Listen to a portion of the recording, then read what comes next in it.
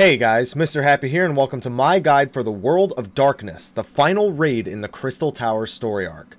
In order to enter, you must have beaten the Circus Tower, have completed the unlock quest after that from Rambros and Mordona at St. Coin X Find, and have a minimum item level of 90. The loot in here is item level 120, and you can only win one piece of loot per week. We'll follow up on this at the end of the guide. This raid is split up into 3 trash pulls and 4 bosses. If you would like to skip to a specific boss or trash pull, please click the one you'd like to skip to now in the top left of the video. So let's get right into the guide. The first trash pull will have 3 chimera mobs named Garms. Each one has several cone attacks that hit moderately hard like other chimeras do. They can also use Ram's voice, which will freeze anyone near them for a short time. There's also several large AoEs that when summoned inflict a damage over time to anyone inside of them, but it doesn't hit that hard. Just have your group kill the 3 Garms, and then a 2-headed dragon and some ninjas will spawn. Nothing too threatening, just kill everything and move on to the first boss. The first boss of the World of Darkness is Angramenu. There are a lot of things going on in this fight, so let's cover them one at a time. The attack you'll see Angramenu use most often will be him shooting a giant laser out of his front eye. This does high damage in a line in front of him, so face him towards the direct north of the room and just be careful not to be in front of him. The boss will also occasionally bind a player and either cast level 100 Flare or level 150 Death.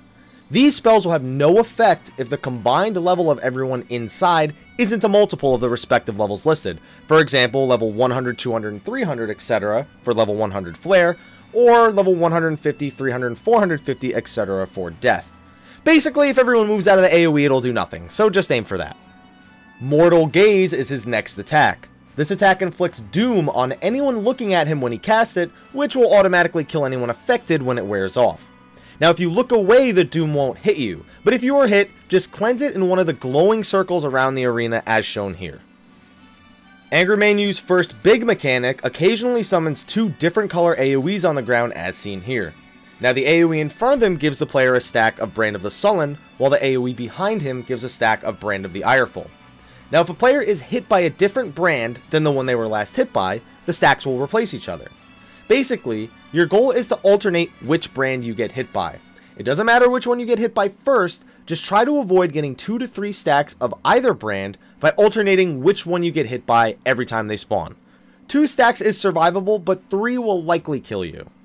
Now a couple of times throughout the fight, Angramenu will summon a finger pointer in the center of the room. This finger rotates, pointing at different quadrants of the room. At the same time, 4 hourglasses spawn along the outside of the arena. Now the players need to kill these hourglasses.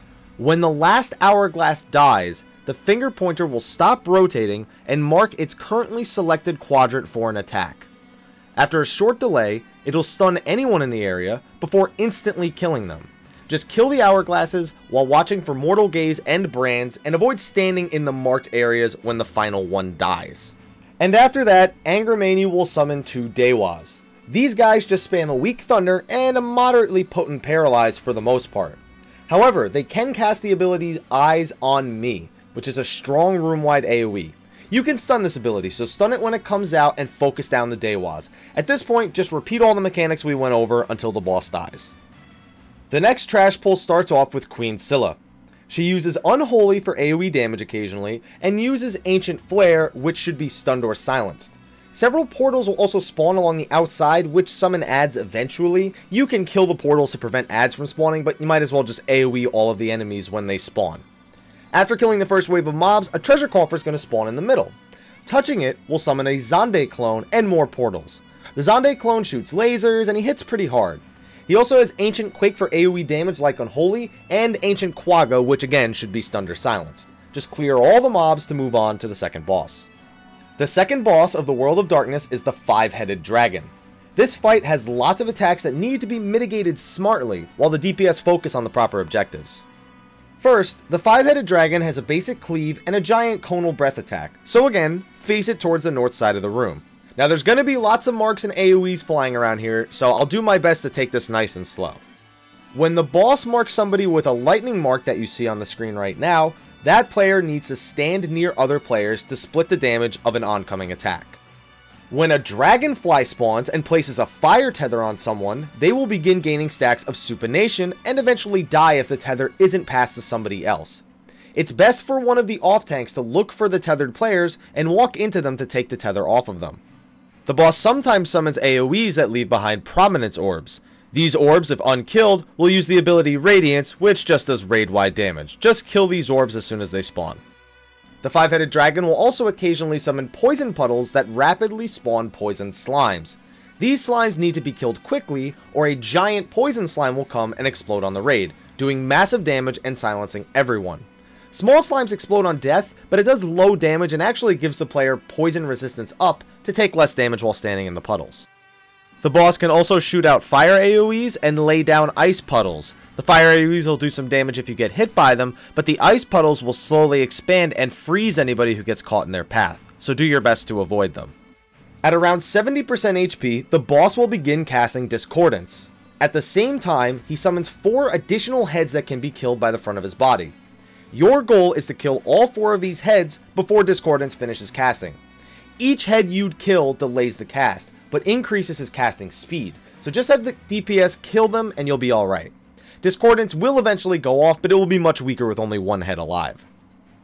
After the boss finishes using Discordance at 70% HP, he will continue using the same attacks he did before that, though at a much higher frequency. During this phase, he will use a new ability eventually called Heat Wave. This attack gives everyone a debuff that will cause them to damage themselves if they perform any actions. Healers should still cast heals on the main tank to keep him alive during this, but everyone else should stop attacking until it wears off. Note, if you take 0 damage from the Heat Wave, you actually don't get the debuff. The final thing he may do is mark someone with an orange-ish mark above their head, similar to the Devour mark from turn 6. He will eventually shoot a wind stream at them, dealing damage and knocking that player and anyone nearby them into the air. If you get this mark, move away from the raid group, everything should be okay. If your DPS is good, you might not get another Discordance. If you do, it'll likely be between 5 and 15%. Just kill the heads again and then finish the boss. The third and final trash pull is against Atomos Prime and 3 mini Atomos enemies. Alliance A should take the one to the left, Alliance B the middle one, and Alliance C the one to the right. Now when you engage these Atomos, your duty list will show that Atomos Prime has 100 HP. Every time you reduce the HP of one of the smaller Atomos to 1%, it will heal to full, take reduced damage, and remove 15 of Atomos Prime's HP. Basically, just kill all the Atomos repeatedly until the encounter ends. Now keep in mind, you can be knocked off the upper platform by Atomos attacks. Shockwave just knocks everyone back, but standing under Atomos hitbox will ensure Shockwave doesn't push you off. He also marks a player for Devour with a crosshair, swallows them, and then spits them off the platform. He'll also swallow and knock off any nearby players or anyone in the spit AoE afterwards. I tried doing the LOS strat like in turn 6, either the timing is different or Atomos won't be as easily fooled as Rafflesia. Just separate that one person from the rest of the group and then dodge the AoE after. Now if you are knocked off, there are jump pads to get back on. However, they aren't always active. Other alliances need to use the glowing platforms on the upper levels to turn on the jump pads for the other alliances and their own. So call to your other alliances for help if you need a jump pad activation. If every player is knocked off at the same time, it will cause an instant wipe. And finally, every time an Atomos heals to full, it also summons an ad that runs around hitting people and throwing buzzsaws. These buzzsaws reduce slashing resistance if they hit you, but just kill the ad when it spawns and you'll be fine. Once you've bested Atomos, head up to the third boss. The third boss of the World of Darkness is Cerberus. This fight requires one alliance to perform a very specific task in order to help secure victory. At the start of the fight, assign any of your 3 alliances to be the quote-unquote stomach alliance. We'll explain their duties later. Cerberus himself cleaves with his attacks and occasionally uses Tail Blow, a rear conal AoE. It does some damage, knocks back, and reduces blunt resistance, so try to avoid it. It casts pretty fast, so I'd say don't stand directly behind Cerberus. At 90% HP, Cerberus will go unchained and gain access to several new moves. He will also begin gaining a stacking buff that increases his attack speed. You want to eventually rechain him in order to stop the stacks. He'll gain access to a new cleave that also reduces slashing resistance. Just be prepared to deal with increased damage if he is unchained for too long. Cerberus will also use the move Hounds Out of Hell, charging in whatever direction he is facing for high damage. Move out of the way when you see him turn and start casting this ability. He also has a simple AoE called Sulphurous Breath that shoots in 3 directions. Just dodge these as normal. One attack I've seen him use is called Ululations. This attack gives everyone the debuff Abandonment, which will trigger a long duration fear if you're somehow not near any of your party members. So when he casts this, just go stand by your party members. Don't be a loner. The big mechanic here involves your pre-assigned stomach alliance. Eventually, Cerberus will mark a player with a crosshair and shoot a gastric juice at them. This juice is mostly harmless, but it will occasionally do an AoE pulse that inflicts anyone nearby with the mini debuff. You'll want your entire stomach alliance to get this debuff while everybody else avoids it. Cerberus will also use Slabber, which summons a pinkish purple goo on the ground and summons a Wolfsbane enemy. The remaining non-stomach / non-Cerberus tank should pick up these and mark them for kill order. Meanwhile, everyone who is minied should step in the purple goo. This will cause Cerberus to come over and eat them, transporting them into his stomach. Now keep in mind, if you touch the goo and you are not minied, Cerberus will just bite your head off and kill you instead. Everyone in Cerberus' stomach needs to kill the stomach walls as quickly as possible. While in the stomach, enemies called Unknowns will spawn and attack, which your tank can just pick up and keep off the healers while DPS kill the walls. If you do not kill them quick enough, you will be digested and Cerberus will, flush you out of his body. You'll also be flushed out if everyone outside dies. Once all 4 stomach walls are dead, you can leave his body through the rear exit. Doing this will cause him to fall over and not attack for a while he casts Reawakening. If he finishes casting this, it's basically a wipe, as he's going to gain maximum stacks of his haste buff and just maul everyone. To prevent it from finishing, have 2 members from the non-stomach alliance run over to his chains on the north end of the room. They can click these to grab the chains and bring them to the fetters on Cerberus' leash. Once both chains have been reconnected, he will be rechained and lose all of his buff stacks. Remember, if you're minied, you cannot reach these chains, so have somebody else do it. Once rechained, he retains access to some of his moves like Hounds Out of Hell. He is also able to summon lightning orbs that shoot line AoEs out, which can just be dodged. After he takes some more damage, he will break his chains again. This time while he is unchained, he won't summon a gastric juice until much later in his rotation. So just be sure to not touch the Slabber goo until you are minied if you are in the Stomach Alliance. Just repeat the Unchained phase again and he should die shortly after. This now unlocks the final boss of the raid. The final boss of the World of Darkness is the Cloud of Darkness. This fight has lots of little nuances that can cause a wipe, so keep your eyes sharp and watch out for the mechanics. Now, excuse me if explaining this boss gets a little confusing, since almost every single one of her attacks has the term Particle Beam in it. I apologize. First of all, Cloud of Darkness's auto attacks all inflict a bleed effect. Don't bother dispelling it until she stops to do other attacks, just be prepared for the extra healing. Also, all positionals work on any side of her, so don't worry about constantly moving around her to hit your positionals. Cloud of Darkness's first attack is Faint Particle Beam.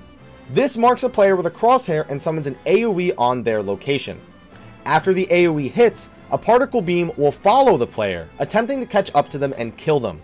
So if you're marked, just keep running even after the AoE drops to ensure it doesn't reach you. Next, she will occasionally disappear and reappear in a different part of the room. When she does this, she will shoot a zero-form particle beam through the center of the room, dealing damage, knocking players back, and causing them to take increased damage. Just keep your eyes peeled for her location and get to the sides of the room when this happens. Now, if your main tank is hit by this, you may want to consider tank swapping or at least be prepared to do some extra healing. Her next mechanic is a lot like the orbs from the Zonde fight. Around the arena, several particle beam orbs will spawn and begin to float down to the floor. You need one player standing under each of these before they hit the ground, or it will do high raid-wide damage. Ranged DPS and healers should be on the lookout for ones in the far back, while melee DPS keep their eyes open near the boss. As her HP drops, she will summon more and more of these, so be prepared. At around 57% HP, the Cloud of Darkness will gain a large stone skin to both physical and magical damage and begin sucking in dark clouds and dark storms. These will constantly spawn for about 45 seconds to a minute and begin floating towards her. Now if they reach her, they'll empower her next big AoE attack, so you'll want to kill them all before she absorbs them. Keep in mind that you can actually slow down clouds and storms by standing between them and the boss, creating a sort of line of sight. The more players between the boss and these enemies will actually slow them down even more, almost to a complete halt. Now you want to kill all of the storms and clouds until they stop spawning, and also be on the lookout for particle beam orbs during this phase. Once that's done, prepare for her AoE and get back on the boss. At around 45% HP, Cloud of Darkness will say, "The light of your world will fade amidst the darkness," and begin summoning Shadow Lurkers. Hitting these guys once makes them retreat underground, so everybody just needs to run around and play whack-a-mole on all of them until she stops summoning them. Now if you fail to hit one of them and knock it underground, it will bad breath in a giant cone in front of it, which will make your life hell. And finally, around 35%, the boss will retreat and summon 3 hypercharged clouds. These clouds have fields around them that will erect after a short period of time, preventing players from entering or leaving until the cloud is dead. You'll want to mark alliances A, B, and C as seen here, and have each alliance take 1 hypercharged cloud down. Once you destroy the first set of hypercharged clouds, you will basically have to repeat all of these mechanics once more in the last 35% of her HP, though much more rapidly. There will be a lot more particle beam orbs, a ton more dark clouds and dark storms, as well as another set of lurkers and hypercharged clouds. So just be ready to repeat all of those steps over again, and congratulations, you have beaten the World of Darkness. Now at the beginning of the video, I didn't mention anything about carbon twines, carbon coats, or encrypted tomestones. Unfortunately, you cannot obtain these items as of patch 2.5, though they will likely be obtained from the World of Darkness at a later date. However, before we finish the guide, I just want to let you guys know about a quest that you can unlock after beating the World of Darkness. After finishing the quest with Rambros, an NPC next to him will have a quest available called Hardly Noah.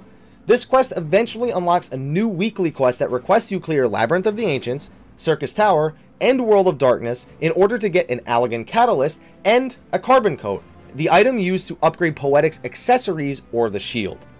Now that we've covered all that, thanks for watching this guide. Be sure to like, favorite, subscribe, and share, and keep up to date with all the latest Final Fantasy XIV news on my channel, and be sure to check out the rest of my videos as well. Anyway guys, thanks for watching, good luck in the World of Darkness, and I'll see you guys next time. Take care.